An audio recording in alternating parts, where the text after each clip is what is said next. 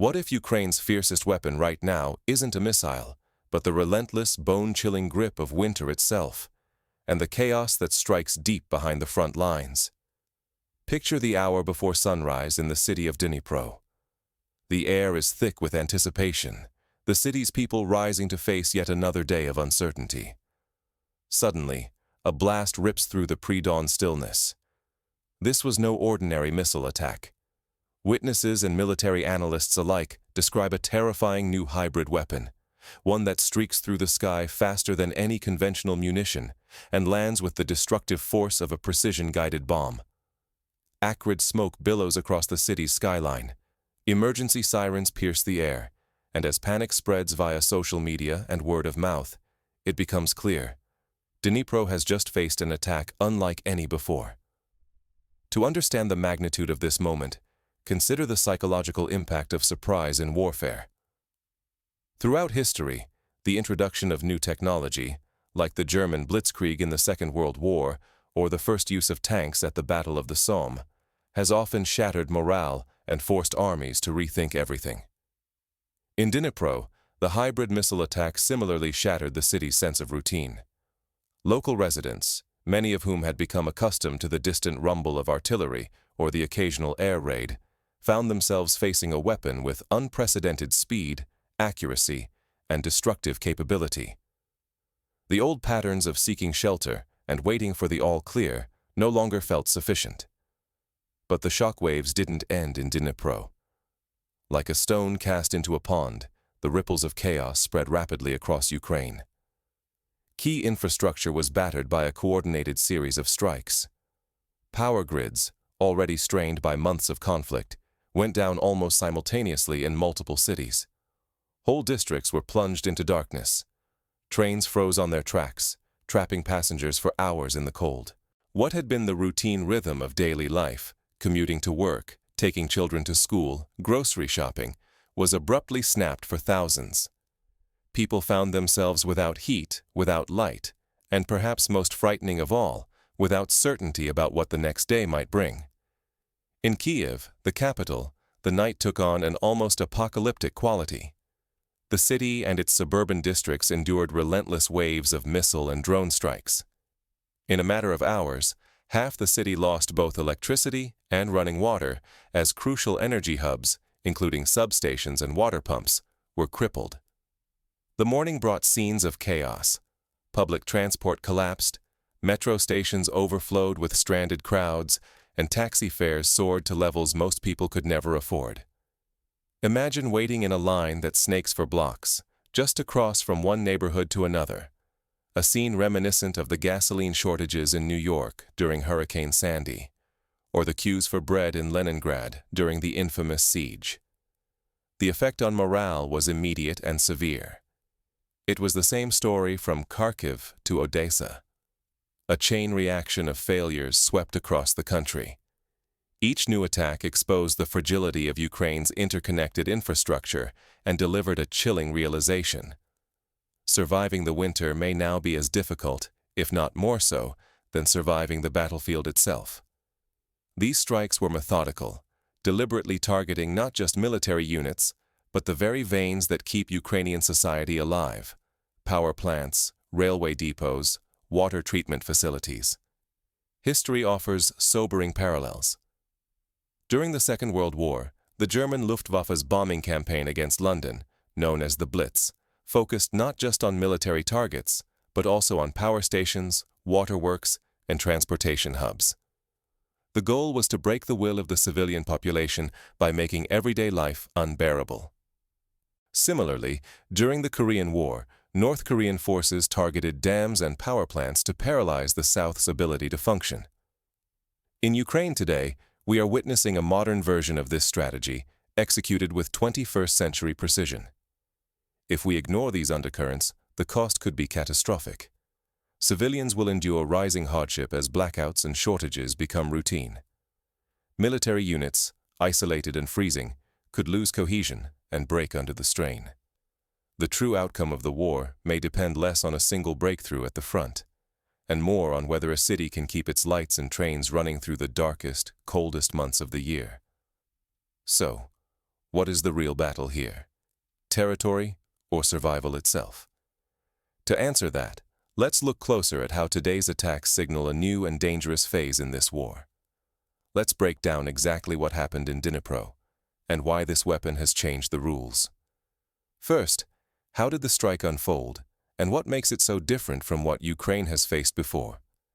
The weapon used in Dnipro was a hybrid, a new development that Ukrainian defense officials admit caught them off guard. Eyewitnesses reported a distinct, high-pitched whine, suggesting a powerful jet engine, and the missile's path was unpredictable. Some analysts believe it may have been a variant of the Russian Grom E-1 or an even more advanced, previously unreported system. Unlike traditional missiles, which follow predictable trajectories and can be intercepted, this weapon combined the speed of a rocket with the maneuverability and destructive payload of a gliding bomb. The result? A strike that was harder to detect, harder to intercept, and far more devastating upon impact. Why are so many explosions now erupting far from the front lines? The answer is chilling. The war is no longer contained to the trenches. Instead, it is spilling into the very lifeblood of daily civilian life. Russian tactics have evolved. No longer limited to direct military assaults, they now unleash deep, coordinated strikes against Ukraine's infrastructure. Energy grids, railways, and supply depots are being hit with growing frequency and precision. In recent days, unfamiliar attacks have rattled not just Dnipro and Kyiv, but also cities like Sumy, Poltava, Kharkiv, and Cherkasy. The weapons are changing: hybrid missiles, loitering munitions, and drones that combine brute force with smart targeting. Ukrainian officials admit they were unprepared for this scale and sophistication, much as the French were unprepared for the German V-1 rockets during the Second World War. The objective is unmistakable: to cripple Ukraine's ability to recover, to move troops, or even to keep the lights on. Nearly every major city has felt the shockwaves. In Kyiv, half the city vanished into darkness and silence overnight. Water ceased to flow. Subways stalled. Blackouts rippled outward, affecting not just the capital, but entire provinces. The effect on daily life is profound. Mornings begin with gridlocked streets, public transport paralyzed, taxis demanding impossible fares. Social media swells with confusion and dread as communities scramble for news and essentials.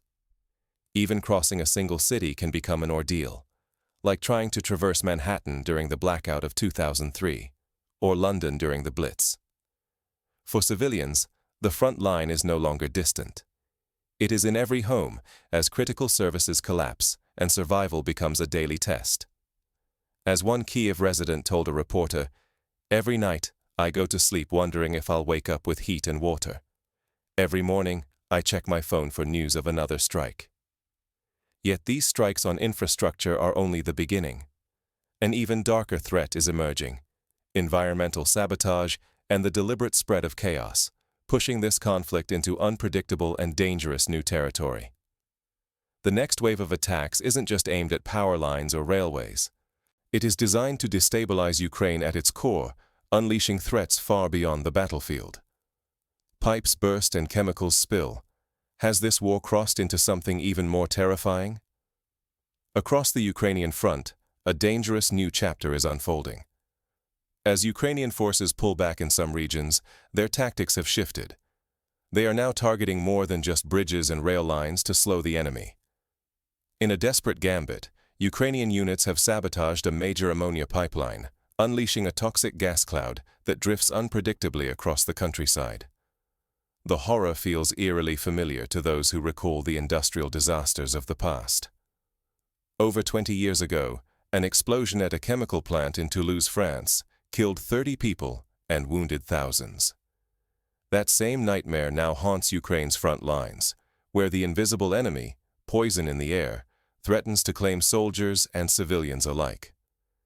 In the infamous Bhopal disaster in India, a toxic gas leak killed thousands and left entire neighborhoods uninhabitable for decades. Ukraine now faces similar risks, as sabotage turns vital infrastructure into weapons of mass disruption. Exposure to these toxic chemicals brings agony, choking, burning, and injuries that scar for life. the true scale of contamination may not emerge for weeks or even months. Entire communities face forced evacuation, while thousands could suffer lasting health effects. Land and water may remain tainted for generations, transforming villages into ghost towns. The long-term impact might echo the destruction seen in Chernobyl, where the exclusion zone remains uninhabitable nearly 40 years after the disaster. What makes this escalation so chilling is the way it blurs the rules of war. Military strategy now spills into civilian life, into homes, hospitals, even schools. Experts call it environmental terror, a warfare that poisons not only battlefields, but entire ecosystems. This is no longer just about defeating an enemy army. Now whole populations and natural resources are at risk. International law is clear. Using toxic substances to harm civilians or the environment is a grave violation. Legal and political consequences loom, with the specter of international tribunals or sanctions growing. Each act of sabotage draws new scrutiny and hard questions about accountability. In the past, similar incidents, such as the use of Agent Orange in Vietnam, sparked global condemnation and long-term health crises. These desperate measures reveal the chaos at the heart of Ukraine's defense, as resources dwindle and retreats accelerate. Hybrid war, once confined to covert actions and cyber attacks, has mutated into something far more dangerous and unpredictable. Each pipeline explosion, each toxic cloud, propels the conflict deeper into catastrophic unknowns. If unchecked, these incidents could unleash full-blown humanitarian crises. The threat now extends beyond soldiers. Entire regions, even neighboring countries, could be poisoned or displaced. The risk of international intervention rises, while millions face the prospect of sudden upheaval. The recent flooding in Kherson, caused by the destruction of the Kakhovka Dam, showed how quickly environmental sabotage can force mass evacuations and threaten food supplies across borders. But as disaster spreads and both sides grow desperate, a new adversary approaches, one immune to sabotage or firepower. The encroaching winter promises its own challenges, threatening to compound the chaos and uncertainty. As snow begins to fall and supplies run thin, the conflict enters its most perilous phase yet. The struggle for survival takes on new urgency, for armies and civilians alike. Here, the lessons of history are sobering.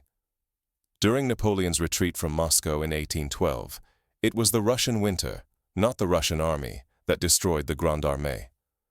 In the Second World War, German forces faltered outside Stalingrad as fuel froze in tanks and soldiers succumbed to frostbite.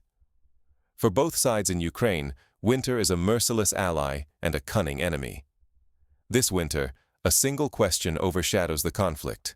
Will victory be decided by guns or by generators? Meteorologists warn that the coming cold will be the most severe in more than 2 decades. The forecast threatens not only combatants, but millions of civilians, forcing both armies to confront dangers beyond the battlefield.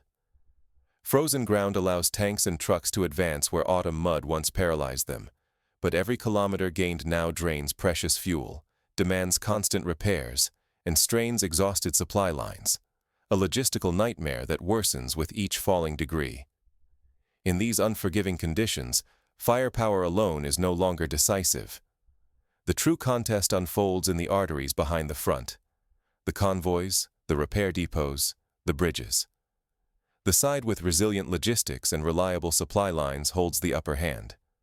One delayed fuel truck, one sabotaged rail line, or a collapsed bridge could trigger disaster, turning a setback into a rout within hours. For Ukraine, the stakes are existential.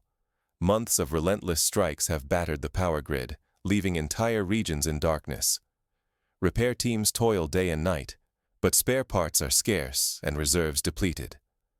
Hospitals, water pumps, and public transit now compete for dwindling energy, while families shiver in dark, freezing apartments. Morale wavers under the strain of rolling blackouts and sleepless nights, as the population endures both the cold and an acute sense of vulnerability.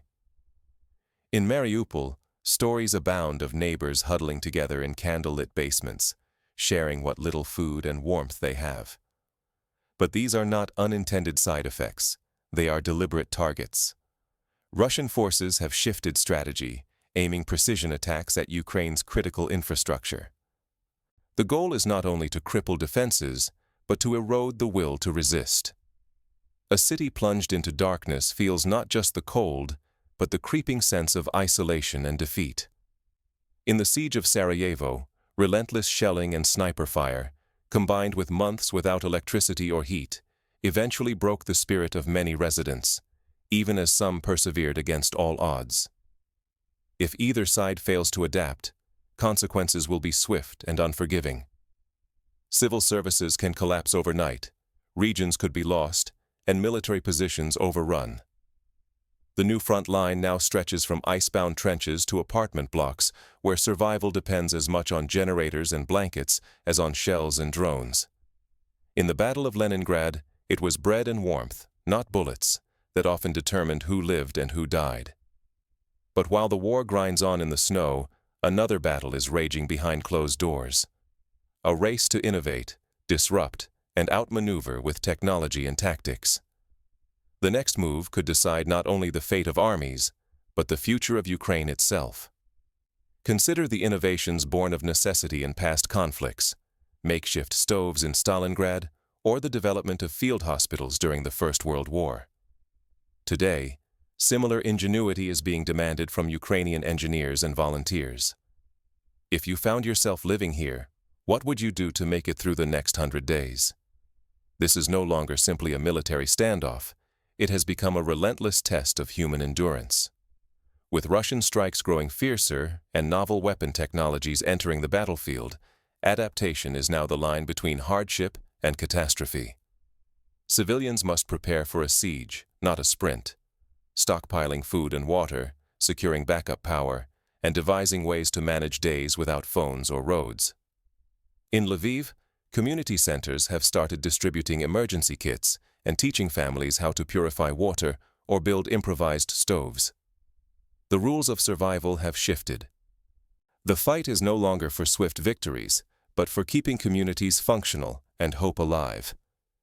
Families need more than just rations. They need radios, flashlights, warm clothing, first aid kits. Neighborhoods may form watch groups and informal support networks. In a war where infrastructure is a target, a working generator or a simple hand-crank radio can be as critical as any weapon. In the aftermath of Hurricane Katrina, it was the resilience of local communities that kept many alive long after government aid had faltered. For leaders, heroism is not enough. The true crucible is logistics, moving supplies, patching water lines, restoring electricity under fire. The fastest repairs, the best organized aid, and the quickest medical response will shape not just morale, but the fate of entire cities. Every day lost to confusion or delay inches society closer to collapse. During the Warsaw Uprising of 1944, the failure to supply food and medical aid ultimately doomed the resistance, despite immense bravery. Outside observers face new dilemmas. How do you track sabotage of pipelines or environmental crimes when chaos prevails? What can foreign governments or relief agencies do to protect civilians, beyond issuing statements? In this phase, real support means practical help, portable water filters, satellite phones, trauma kits. These may prove as vital as any weapons shipment. International organizations like the Red Cross and Médecins Sans Frontières have begun to prepare for large-scale evacuations and emergency aid deliveries. Technology has redrawn the battlefield. Drones spot targets and sever supply routes.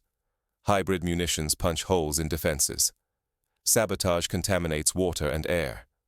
The need for new defenses, both technical and human, is urgent. Now, survival depends not only on soldiers, but on engineers, doctors, and ordinary people acting quickly to limit damage and restore order.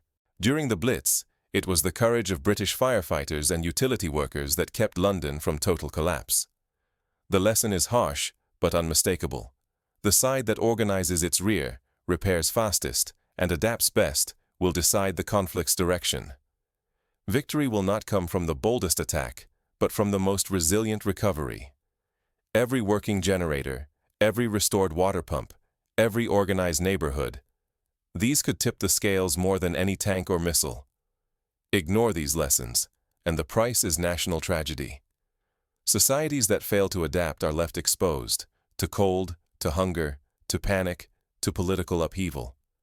History is littered with wars lost not on the battlefield, but through chaos and neglect behind the lines. The collapse of the Ottoman Empire during the First World War, or the fall of the South Vietnamese government in 1975, both offer stark reminders of the cost of failing to protect the home front. What does all this suggest for the war's next phase, and for anyone watching from a distance? In the coming weeks, the stakes will rise for everyone. The hidden contest for survival and adaptation may decide far more than the outcome of battles at the front.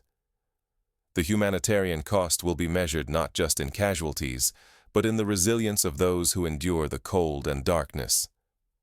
Victory in this conflict no longer belongs simply to the strongest, but to those who are best prepared for winter's merciless trial. As the world watches, the headlines may focus on burning tanks and shifting front lines. Yet the true battle now unfolds in the shadows. Power grids, water systems, railways, even the very air, are transformed into weapons or fragile lifelines. As the cold deepens, every sabotaged transformer or shattered pipeline becomes a turning point, threatening not only military units but millions of civilians simply trying to endure. This is a war of attrition, where ammunition is only part of the equation. Nerves, morale, and sheer human resilience are tested in new ways. Ukrainian cities stagger under coordinated barrages that plunge entire neighborhoods into darkness and leave homes without water for days. Trains stop, factories close, and the faint hope of normalcy slips further away with every blackout. New technologies have shifted the rules.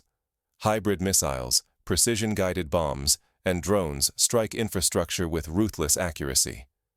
These attacks are designed to overwhelm exhausted repair crews, drain scarce resources, and sow terror among soldiers and families alike.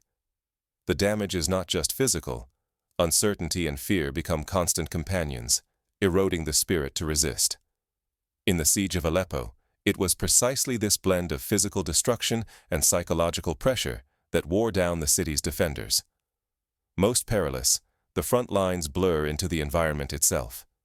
Strikes on chemical pipelines or power stations unleash toxic threats, threatening to poison entire regions.